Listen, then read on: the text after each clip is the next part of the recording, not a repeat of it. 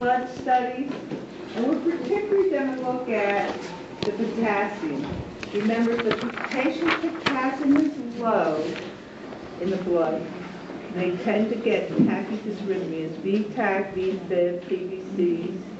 If the patient's potassium is high, they get bradycardia, cardiac arrest. So we like to keep the potassium in control. Most places it's like 3.5 to 5.0. Some places it's to 5.1, I've noticed. But a lot of the critical care units, and I'm not sure what they do here, but a lot of the critical care, I should ask Amy, but a lot of the critical care units narrow the range. Like when I was at Hahnemann in the critical care units, our range for potassium was 4.0 to 4.8. I know at Riddle, the patients are on the monitored bed in the units. If their potassium goes below 4, like let's say their potassium is 3.9, even though it's normal, they have a K protocol that I think at 3.9 they give them 20 milligrams PL if they can take it. And then if it goes down to like 3.8, it's something else. And 3.6, I think they get 20 milliequivalents IV, whatever. But they have what they call a K and now today magnesium protocol. And they treat it. Sometimes they narrow the range a little bit. So I said, even though 3.5 to 5.1 is a normal K at Riddle, if the patient falls below 4, they will treat the K. Probably something that you should know is that we'll start talking a little more about some of the dysrhythmic drugs. So none of the anti-dysrhythmic drugs are effective if the potassium is out of whack, because it's the potassium that's responsible for carrying those drugs to the tissues, etc. So if you have a patient with a K of 2.9, you can give them all the amiodarone you want. It's not going to work. As soon as you correct the K, you're going to get a toxic effect because that amiodarone is going to be carried to the tissues abruptly. So we want to look at the blood studies, especially the potassium and the magnesium. Calcium also. Calcium plays a big role in cardiac induction. It's responsible for specifically like ditch toxicity. A lot of patients whose calcium is out of whack they'll develop ditch toxicity. You want to look at sodium. The patients generally, when they have new onset of a dysrhythmia, they'll put them on a Holter monitor, and they'll be on a Holter monitor for 24 hours. They'll, check and see what happens within 24 hours. Now, what's very interesting is a lot of patients that are anxious and nervous and have palpitations and sometimes supraventricular tachycardias, etc. When they sleep at night, their rhythm and rate becomes normal. So that's what we want to see, what happens at different times of the day. Usually they have when people a little journal, like, I walked into the grocery store and or was sitting on the couch watching TV, whatever they were doing at a particular time, so we can kind of look. They can do a stress test or cardiac cath. A lot of times if we see the ischemic change on the EKG is actually what? The inverted T wave. So a lot of times on the EKG, if we see the inverted T wave, that's the ischemic change. So, or if the patient complains of palpitations, chest pain, etc., we'll get a stress test and or a cardiac cath. They can also do the transesophageal echo, the TEE. Does anybody know how that's done? The transesophageal echo. That usually we do that prior to cardioverting a patient with AFib just to rule out any atrial thrombi that could potentially be embolized if we restore normal sinus rhythm. with that, the patient actually, with the TEE, they actually put a tube down the patient and visualize the echocardiogram.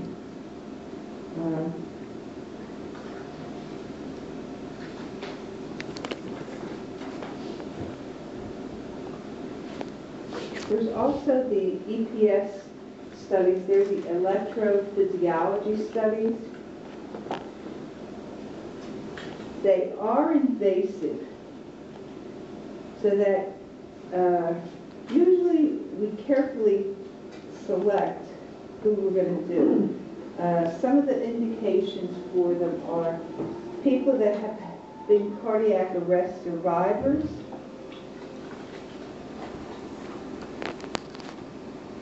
people that had recurrent tachydysrhythmias, and sometimes unexplained cyclical attacks. Because like I said, now we're finding that some of the people with unexplained cyclical attacks have prolonged QT syndrome. And basically what it is they go into the heart via like the cath lab, and they electrically stimulate the various areas of the heart to try to induce dysrhythmias and find out where that ectopic focus is. The preparation is the same as the cardiac cath. They're going to be MPO, they're going to have the EKG, the stress test, all that stuff. And then they introduce a catheter through the femoral vein to the right side of the heart, and the electrodes are placed internally for cardiac mapping. Like I said, they attempt to induce a dysrhythmia, which then they try to treat to terminate it. If they can't get it to respond to drugs, etc., then they do what's called ablation, which is actually burning out that section of the heart that's causing that ectopic focus. It's like getting rid of that section. It's unpleasant for the patient because the patient has to be awake because they want them to tell them symptoms, or they have chest pain, etc., etc. And it's particularly unpleasant if the patient goes into VTAC or VFib. The test many times takes from 2 to 6 hours. So and the patient, unfortunately, has to be lying in a supine position on a pretty hard table in a cardiac cath lab.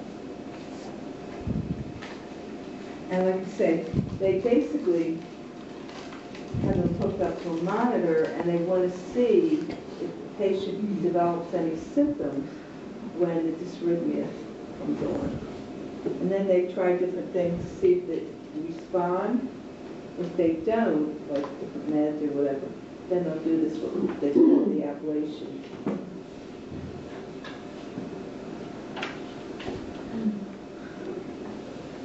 Like you say, some people have actually reported like near-death experiences because they've gone into VTAC, VFib, and had to be defibrillated, whatever. So again, it's invasive. We generally only do it, like I say, people that have recurrent dysrhythmias, people that had near-death experiences, cardiac arrest, stuff like that. Nursing diagnoses for dysrhythmias: decreased cardiac output. There's another one in the NAND, decreased cardiac tissue perfusion, anxiety, alteration in breathing pattern. A lot of times, like I say, they get dyspnea. Knowledge deficit is another big thing. And what do you think the knowledge deficit would be about?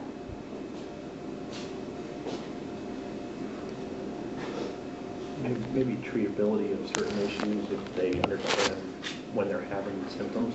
Okay, again, what the manifestations might be. The other thing is Like when a patient no longer has palpitations, lightheadedness, dizziness, and all that, they think, oh, well, it's over, and they stop taking their antidysrhythmic meds, and then they get another run of VTAC or VSHIV or whatever, near-death experience.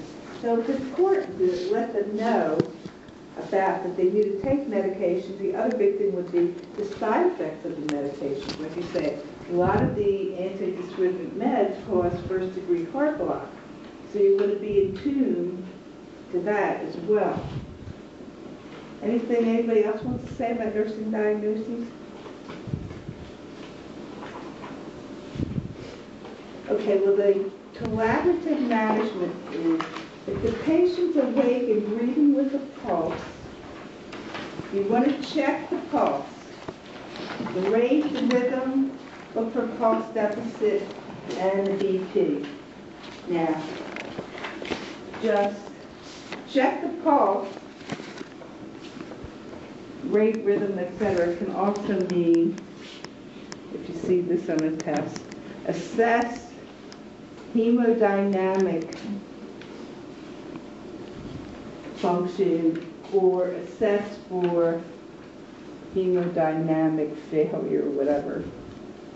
So just be aware that that could be another word for that. Again, we want to apply the monitor. We get a rhythm strip, a 12 lead EKG. If the patient's not having good cardiac output because they have a dysrhythmia, we want to give them oxygen. Keep them oxygenated so their myocardium doesn't get more irritable from what, if they don't have good oxygenation, what makes the myocardium more irritable? Increased carbon dioxide? No, increased 210. Lactic acid. You have lack of oxygen, anaerobic metabolism, you get lactic acid, metabolic acidosis, which makes your myocardium more irritable. You want to make sure the patient has an IV access. Because God forbid they go into VPAC and whatever, and you got to establish an IV access. I have to tell you, I tell everybody this. I teach IVs, but I'm not the best. I'd rather be doing anything else but trying to start IVs, especially in old people, especially in people that are cardiac compromised and their output's not that good and they don't have good capillary refills and all that. And they have edema, and their neck veins are distended and all that.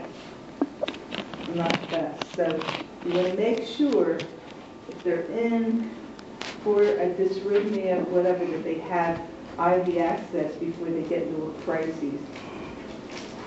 You want to, again, continually assess for signs and symptoms of decreased cardiac output. Keep the patient as rested as possible. And be ready for emergency measures. Know where your code card is. Know where you can get certain things. Now, unfortunately, a lot of facilities, we had a cardiac arrest once, and the first thing we needed was the amiodarone.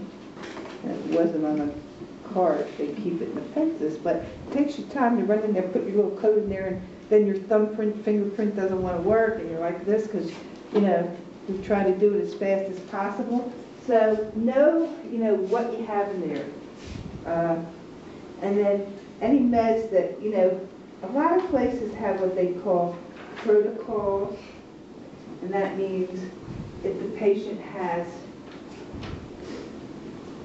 4 to 6, however many co-frequent PVC, there might be a protocol that gives so much amiodarone as an IV push bolus, and then, a drip and whatever. So just know your protocols and what you can give before you're calling the doctor.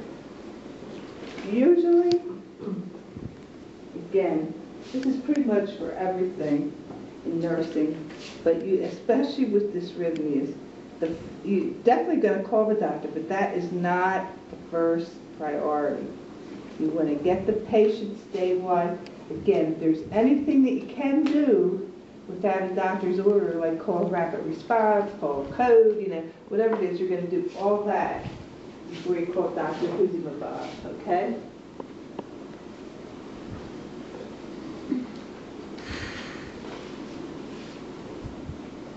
If the patient's unresponsive and pulseless, you're going to start the airway breathing compression thing.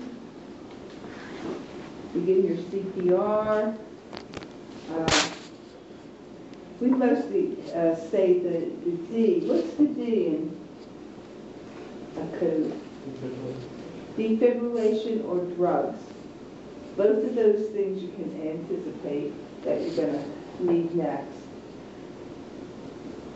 You know, like I say, quick look, defibrillate, the IV access, your emergency medication, and sometimes, if it's any of those heart blocks, they're going to do the transcutaneous pacemaker, where they put the pacemaker wires into the arm and put them around the heart.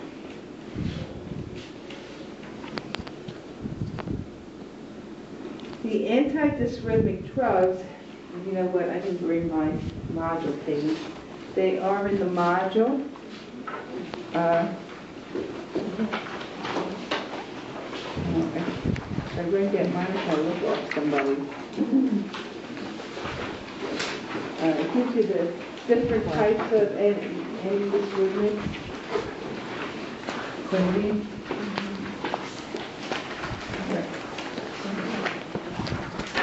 Yeah, here you go. It's 3A16. It gives you the different types of antidysrhythmics before interaction. Yes, including what was good include that the channel blockers. Okay. Yeah, it gives you the sodium channel blockers. That's in the module. That's the first page.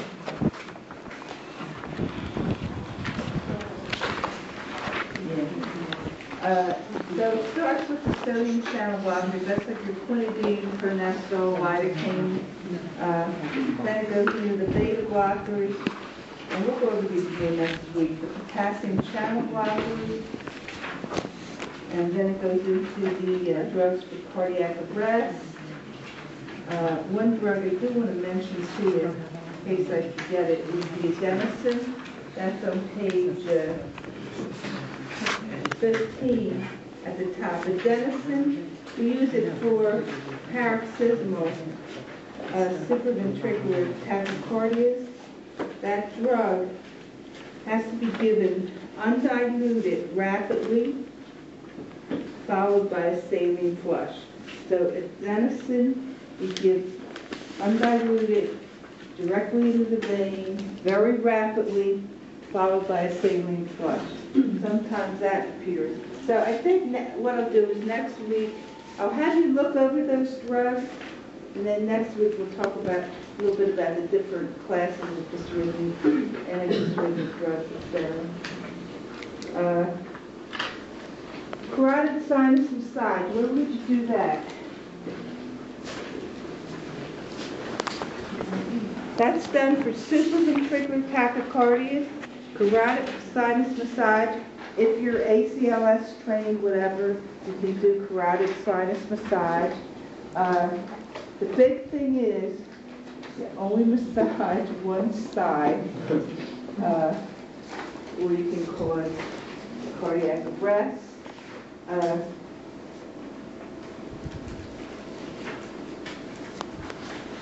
Usually you do 6 to 8 seconds on one side, and it can sometimes stop supraventricular tachycardia.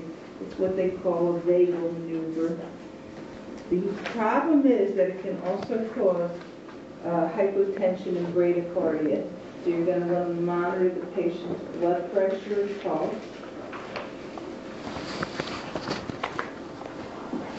The valve sound maneuver, how does that work?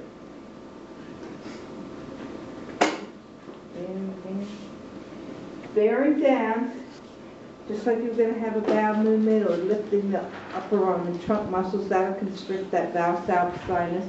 That leads to slowing the heart rate, bradycardia again. you have to be careful. They should only hold their breath or bear down for a short period of time. And then, because that can cause decreased pulse and blood pressure, cardiac arrest. Sometimes, if the patient can't bear down, you can induce the gag reflex, or actually have the patient cough.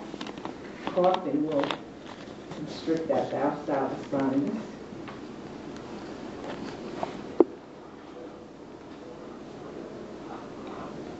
Okay, as far as during and after any of these procedures, the carotid sinus massage, or CPR, any of them,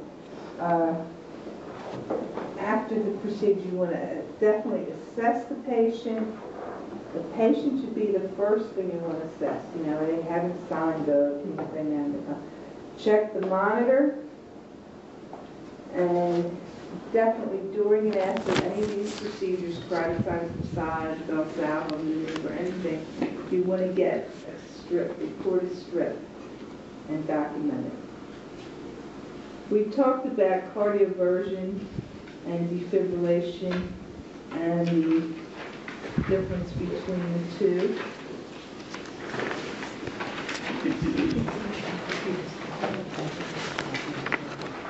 Now, I know Joanne did a lot of math maintenance papers for everybody who's clinical. We've probably got some already. I think we're supposed to do one every week, right? Yes.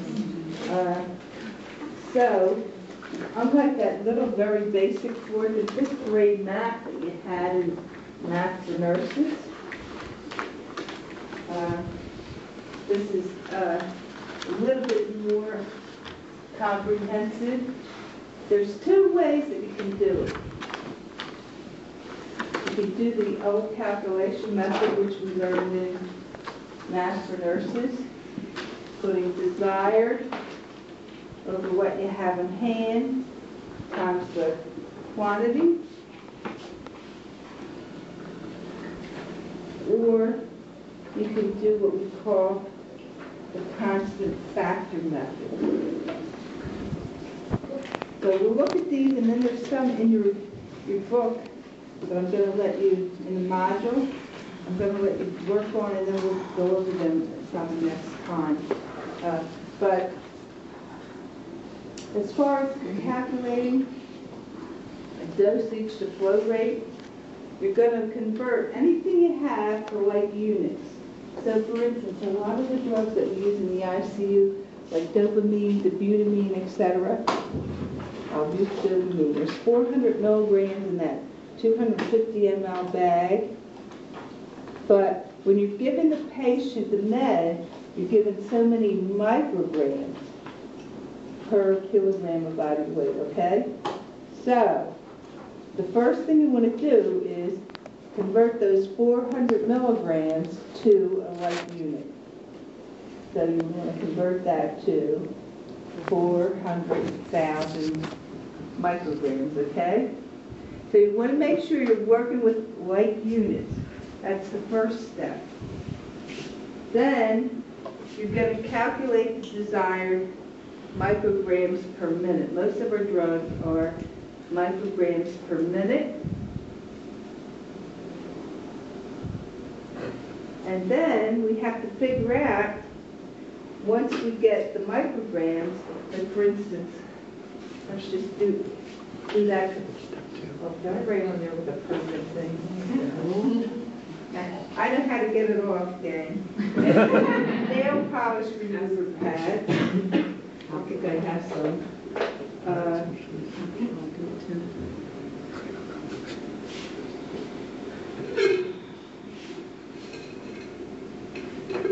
Let's see. I might have some in my purse. I think it's in my other bag, though.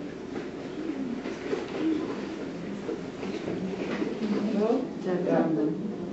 Okay. So, I'll have to do it over here.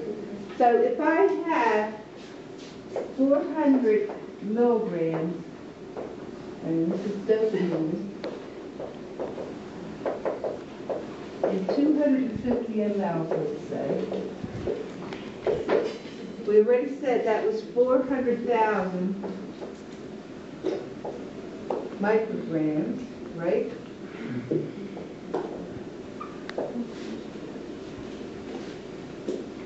Per 250 mL. So now, how many drops is that? 250 mL. Was it a microdrip? Yeah. So 2 times 60. 60 times that, I think it's, is it? 300,000. It's 15 something. 150. 15,000 drops. Okay? So basically, you know, if you're trying to do drops, that's what you would do. If you're doing mics per minute, you figure out how many mics the patient's going to get in 1 minute, then you can calculate it to milliliters per minute. You might have to calculate it to milliliters per hour, or you might have to calculate it to drops per minute. So whatever you're doing, you want to make sure that you have the right properties, and we have some sample things in here. So for instance, let's just say dopamine. Dopamine, like I'm sure Joanne probably told you when you're doing renal, that sometimes we give what we call a renal dose of dopamine, usually like 3 to 5 mics per minute. Now, that dose just keeps the renal arteries perfused and tends to not let you go into renal insufficiency, renal failure. However, let's say you have this patient in shock with a blood pressure of 40/20. That 3 to 5 mics per minute is not going to do diddly squat for their blood pressure. So usually to give dopamine to raise the patient's blood pressure, we usually have to give like 8 to 10 mics per kilogram per minute. Like they're all per kilogram. So there's some problems in your module I'd like you to work on for next week, and then we'll look at them. And like I said, like units, once you get to like units, you want to do milliliters per hour a minute, calculate the mics you're going to give in a minute, and then once you get mics per minute, you have to figure out how many mics per kilogram per minute. So who remembers how you change pounds to kilograms? Divide by 2.2. Yeah, divide by 2.2. So, and get the patient's weight in kilograms. So if we're doing mics per kilogram per minute, we need to be able to do both of those calculations. So that's your calculation method. Then we have what's called the constant factor method. And this is kind of a little way that we treat in the ICUs. We determine the number of order units per milliliter in the IV bag. So for instance, if we have 40 milligrams or 400,000 mics in the bag, and it's a 250 milliliter bag, then we divide 250 into that, and that's going to tell us how many micrograms we have per milliliter.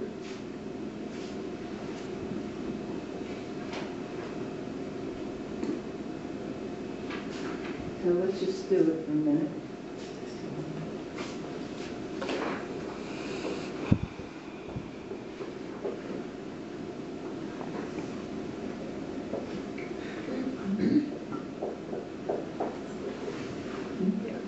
So we have 1,600 micrograms per milliliter, right? Everybody agree with me? Okay, this is again the constant factor method. Then the next step is divide this by kilograms if the drug is ordered micrograms per kilograms, which most of our drugs in the ICU are micrograms per kilogram. So let's make life easy. Let's just say this person weighs 110 pounds. So he's what, 50 kilograms? Okay, so if I divide my 50 kilograms into the 1,600,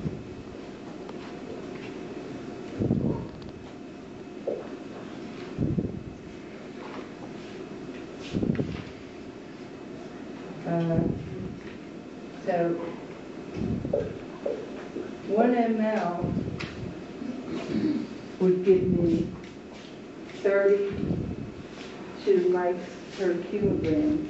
Then I need to divide by 60 minutes if it's so many mics per kilogram per minute.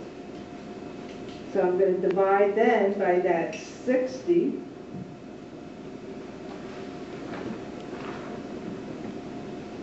And I'm going to get how many mics per kilogram per minute.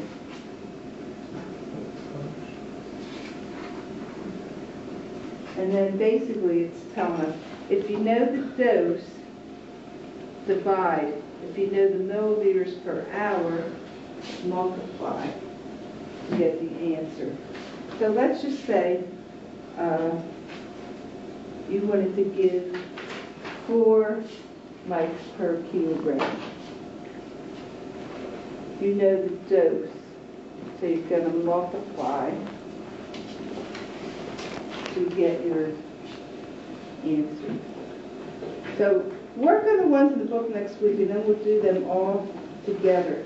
But particularly, there's some dopamine in there. I think there's some on the butamine, and I think Joanne made a whole bunch for the clinical part.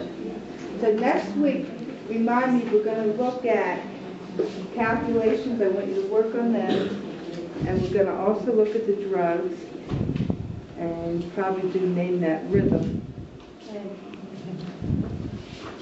Okay, here's defibrillation. I think we talked about this. You want to put their conducting gel or your saline pads, charge defibrillator to 360 joules usually. If we're defibrillating, position the paddles, and then apply 20 to 25 pounds pressure. Clear. After the discharge, check the monitor, and if you need to, you may have to discharge defibrillators again. The AED and the biphasic defibrillators, the current actually flows in 2 directions, and it makes defibrillation much more successful with lower joules. So you're going to see that sometimes they're going to use like 200 joules because those are biphasic, so it goes in both directions. And the next one just showing us how you place the paddles.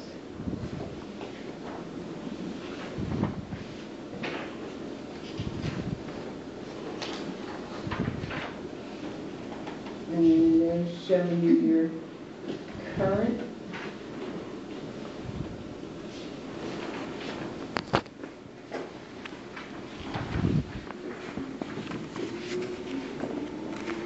You can also put electrode patches, one in the front, one in the back of the patient. I'm sure you don't have this in CPR, so it's probably a free patch. It's just showing here the patient. Up the top is in what? VTAC. The patient down here is in VFib. They're going to defibrillate the patient. Try to get some rhythm in and out, coming back to normal sinus, and that's what we're attempting to do. And like I said, the synchronized cardioversion is used to treat unstable ventricular dysrhythmias and AFib and AFlutter. And you don't, the defibrillator has a synchronized mode. Today they don't have synchronizing cables. We use that to deliver the shock during the QRS. And they won't discharge unless it senses the QRS. It is elective. Like I say, they usually give the patient some kind of conscious sedation. The patient must sign informed consent. If the patient goes into VFib during cardioversion, then they take it off the sink and defibrillate with higher joules. This is probably showing me, I forget, I think next week. Just showing you some AFib person being cardioverted with AFib here, and then they go to a normal. They went back, it looks like the AFib at the end. Like I said, they would do it several times until they get the patient's rhythm normal. And this one, the patient had, you see all that AFib there? Successful cardioversion with P waves, QRS. So, again, we monitor them the whole time. If they get more severe dysrhythmia, like VTAC or VFib, then we, of course, are going to defibrillate them.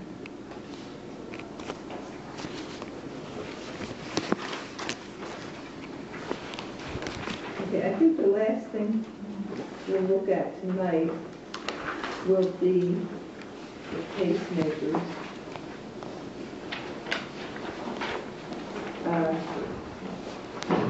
They're indicated for what kind of rhythm problem?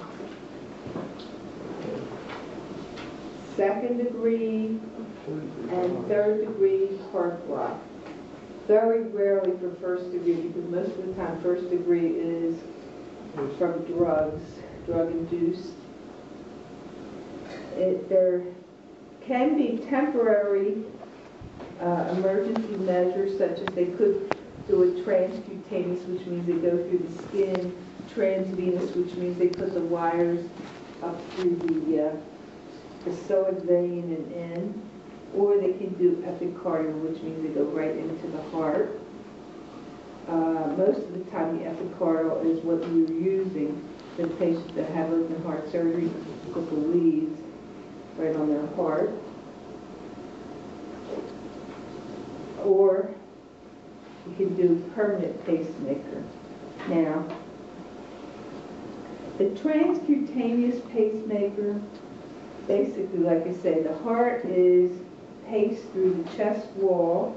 There are two large electrode patches that are connected to this external pulse generator. And the usually one patch is over the left anterior procardial area, and one is on the posterior left side. And what you should, before we attach the patches, we always make sure that the skin is just washed with soap and water. We don't want any other agents. Sometimes with transcutaneous pacemaker, the big problem with it is that the patches can cause discomfort from skin and muscle irritation. More commonly in the hospital, you'll probably see the transvenous pacer. Like I said, that's inserted via the antecubital vein and then goes up through the psoic with the lead placed in the right ventricle and or the right atrium.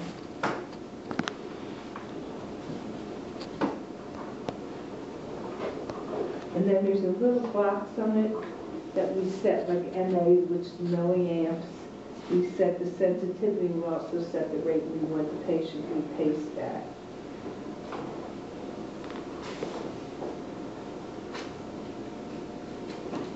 Like I said, the epicardial is the one where the leads are placed on the heart at the end of heart surgery and they're brought out through the chest wall, and they're usually wrapped in either gauze or some places wrapped them in like a glove so that those wires don't come in contact with the patient, and we can connect them to a pacer if we need to.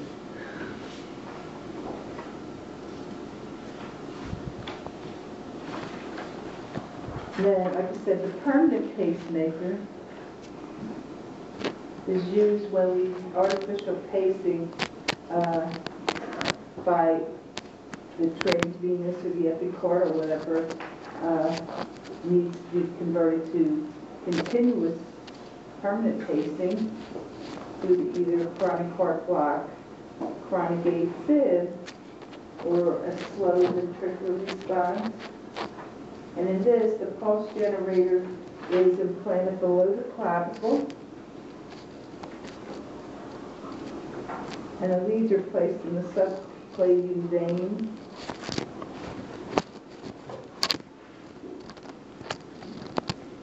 And then attached to the right atrium and ventricle. Now, usually the pulse generators are battery powered. We now have lithium batteries that last about 10 years.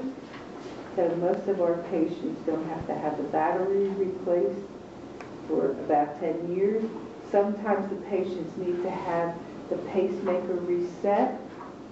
They can do that, like some of the cardiologists that come to the nursing homes with their little machinery and the magnets, and they can just, it's all done by just putting these magnets on and resetting the pacemaker. Or we can monitor it by, probably when you get to long-term care, you'll see this, where patients are supposed to get a pacemaker check once a month. And they have a little phone type system, and they have magnets they put in the heart, connected to the phone, and then the doctor's office can actually make a recording and see if the pacemaker is functioning properly, so that the patient doesn't have to go in there every month. Now, that is my favorite way of checking to see if the pacemaker is working. However, Joanne and I, we go over this every year because both of us are cardiac people. However, Joanne likes to put in there where the patient be checking their own heart rate every day. And if it's below 60, call the doctor. I tell them we don't teach that anymore because a lot of elderly have bradycardia. It's a normal phenomenon for elderly. So they're calling the doctor every other day about their heart rate being 58. And the cardiologists get infuriated by that. Is one thing. The other thing is, so, I mean, just think back to when you were first year student, and for some people, it's very hard to count the pulse rate. I could tell you, I have, like, my Widener juniors and others, I can't feel the heart rate. Trying to take the blood pressure, they can't feel the, you know, palpatory, systolic, you know, and all this. So, can you imagine what it's like for some of these elderly patients, particularly if they have peripheral neuropathies and things like that? So, the best way they say is to have them magnets, use that, hook up to the doctor's phone system, and you can get a reading.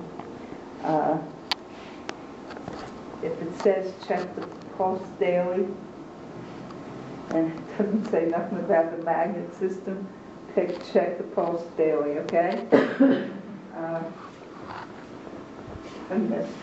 Jillian gave me the test. I have to look at it to give feedback, so I might say something about that. I think today is the last day. She has that in here. We go at it every year about it. Okay, this is just the parts of the pacemaker. You don't have to, please don't try to memorize these. This is just showing you the pulse generator. This is the battery circuitry. These are pacing leads that go on to the patient. And then they have electrodes with tips. So, basically, you have a pulse generator, battery, and it can be actually for internal or external. External we have out here, internal we planted under the clavicle.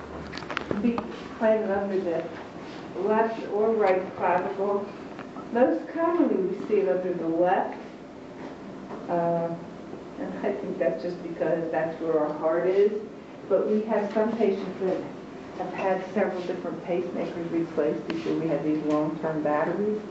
They have scar tissue, etc. Or maybe they had breast cancer surgery or something like that. And they have so much scar tissue that it's almost impossible to implant it on the left side and we do it on the right side. But for the most part, you'll see it implanted on the left side. And we have what we call synchronous demand pacing or asynchronous, which is fixed rate. Now I have to tell you, almost all of our pacemakers today are synchronous. They fire on demand, which means when a patient's heart rate goes below the preset rate, which can be 50, I just had a patient last week, we were looking to find out what the preset rate was because she was this woman that had some AFib and palpitations or whatever, and her preset rate was like 40. So, and then when the heart rate goes below that, the pacer will kick in. If the patient does not sense any activity after the appropriate interval, there may be an impulse to, like, say, depolarize and make the heart contract. Now, on the EKG, you'll see what's called the pacemaker spike. That occurs prior to the QRS, and I think we have a slide of that. If there is a spike with no QRS, we call that a loss of capture. Now, if there is a spike when there shouldn't be, usually the pacer has failed to sense appropriately and the pacemaker needs to be reprogrammed. Sometimes if there's a spike where there should have been we can pick up that the pacer might be oversensing. So a synchronous pacemaker only senses on demand. There should be a spike whenever the pacemaker goes off prior to the QRS, and we'll show you that just a little upwards. And you may see some very old patients that had the asynchronous or the fixed rate pacemaker, and we used to do that a lot 20, 30 years ago because a lot of elderly, they were inactive. Went home and they sat on the couch and the rate was pretty stable. Today, that is not the case. We have a lot of active elderly people, and if we put them on a fixed rate of, let's say, 72, and it fires each beat, and then they start doing exercise and their heart rate goes up or whatever, they're going to have competition and they're going to be symptomatic with palpitations and all that. So we very rarely see the fixed rate, but sometimes in the old days we use that. If the patient has a very low rate or is in asystole, the pacer will be set to fire at a constant rate. But like I said, when their heart rate goes above that, then you can get some competition. The danger with this mode is if the patient's own rhythm resumes and the pacemaker just fires on top of the patient's own rhythm. And if it lands on T wave, it could cause V-fib. So we very rarely, I see one or two people that have had pacemakers and they're 98 and they've had them since they're 70. But you see, we hardly ever implant them anymore. So pretty much we use the synchronous. This is just showing you the pacemaker implantation.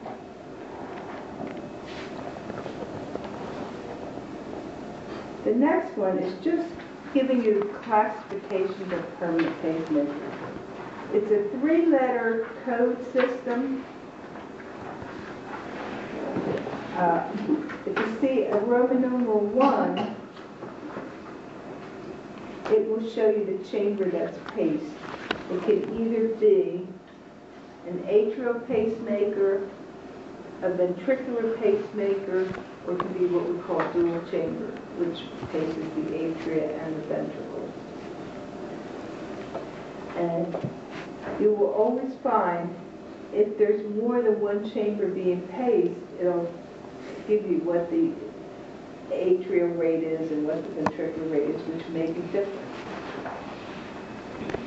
The second one, the 2, that tells you the chamber that is being sensed. And again, is it the atria, the ventricles, or both? The third classification tells you the type of response by the pacemaker. It could be inhibited by some sense beats, which means the pacemaker will fire. It could be triggered by sensing that there's no intrinsic activity, meaning no heart output. And then it could be what we call D, both inhibited and triggered. That's dual, stands for dual. Sometimes you'll see a 4th letter, and that indicates that the pacer is rate responsive. So it will increase the rate based on certain things such as an internal body temperature or some other parameters that the patient may have to meet their needs. You don't see that one too often.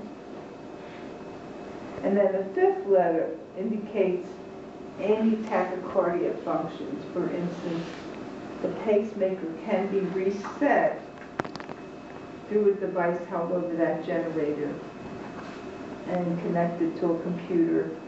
And this is what we call pacemaker either interrogation, or some places call it pacemaker re-imaging. So either pacemaker interrogation or pacemaker re-imaging, reprogramming. Again, this is just showing your ventricular. This particular person has a ventricular lead.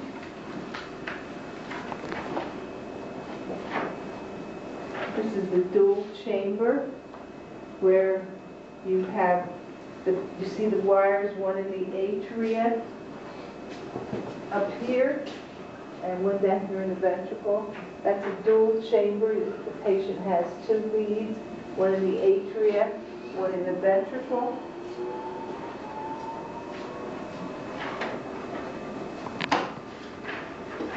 This is showing biventricular, which means the patient has a lead in both ventricles.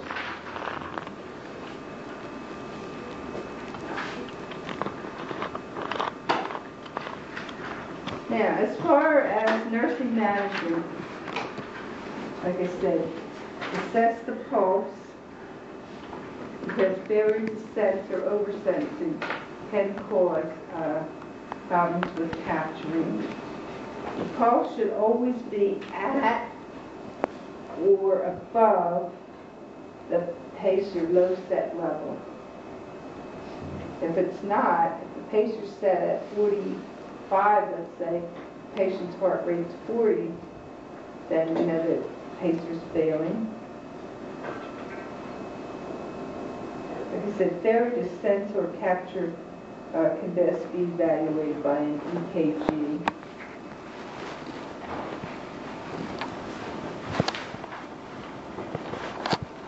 You can teach the patient and family how to take the pulse. Like I say, sometimes a family member is better than the patient, especially if they're elderly. They need battery checks at regular intervals. And like I said, we can do that via the phone system.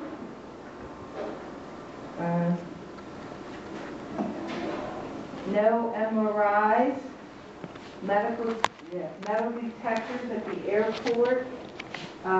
They should hold a cell phone to their opposite side, but then the pacemaker implanted to the left. They should be holding the cell phone to the right side. Anymore, in the old days, you used to hear them say it couldn't be over car motors and they couldn't be around microwaves and all that. And these systems are pretty well protected now. Although you will go into restaurants sometimes and see microwave in use. They say there's nothing about electronic emission that cause a problem.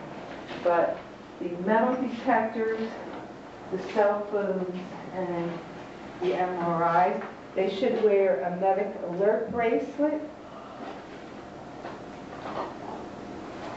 Immediately afterward, you're going to want to check the incision. A lot of times now, they don't even have an incision. A lot of the doctors do that glue thing, where they put steri strips on it. You want to, sometimes they'll give them like antibiotics for a day or two afterward. They do a chest x-ray to just check for pneumothorax, make sure that a pneumothorax wasn't caused at the time. And they look for bleeding and infections. Usually have pressure dressings on there for the first 24 hours. You should also have the patient limit arm movement on the affected side for 24 hours, and then they can increase it gradually. But that's just to prevent displacement until those electrodes kind of become like fixed.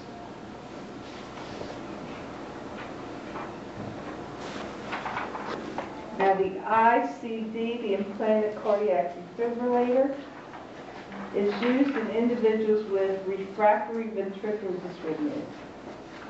So VTAC, VFib. It's a transvenous approach. We do EPS studies, the electrophysiology studies, before we insert it.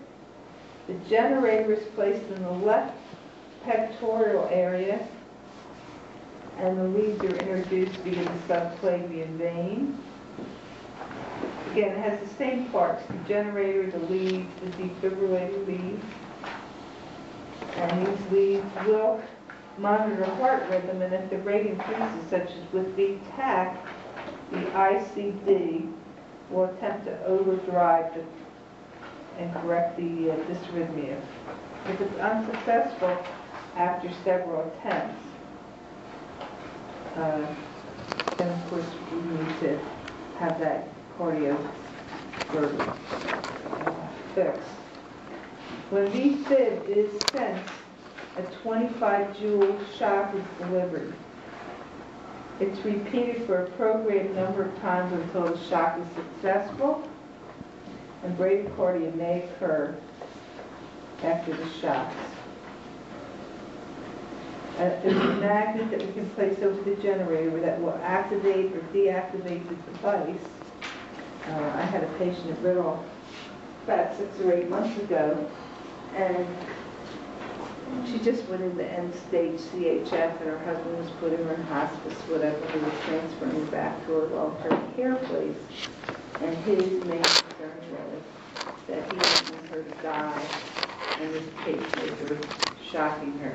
So he wanted it turned, and the defibrillator turned off. So we used the magnet to cardiologist came in and shut the pacemaker off. That would be like a time where we would want to maybe deactivate it. The main complications are the same: the infection, bleeding. Patients can get cardiac tamponade from it, as well as a lot of patients are very anxious about the ICD because they're particularly afraid of the shock.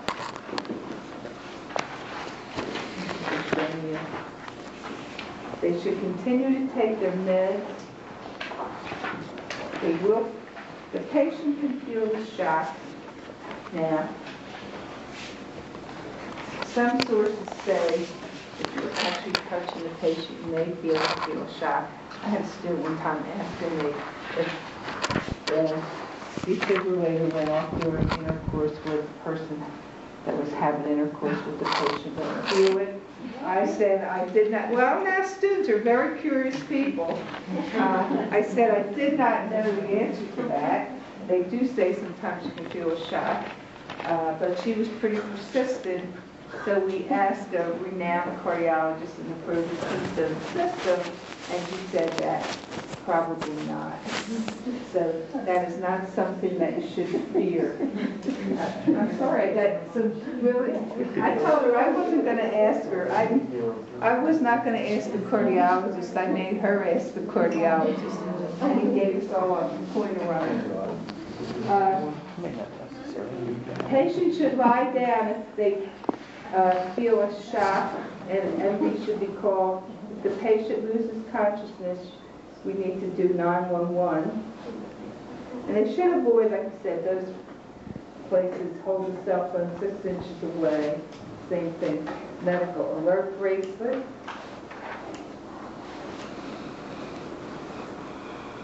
And this is the aberrations we talked about with the EPS studies. When we find an irritable focus that causes the arrhythmias, they put this electrode on and stimulate the various areas. When they find the irritable focus, it's going to be ablated or destroyed by radio frequency. And the main complications, again, are going to be infection, bleeding, and heart block. This procedure can cause dysrhythmias, such as sometimes you hear about Wolff, Parkinson-White syndrome.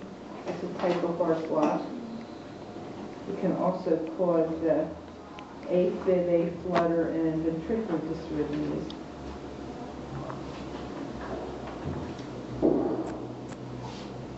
And the main discharge planning for patients with dysrhythmias, or you want to teach them how to prevent reoccurrence. If it's caffeine generated, you're going to teach them to stop teas, coffees, chocolates, caffeine derivatives. If they need a pacer, you're going to teach them about pacer settings and checking it.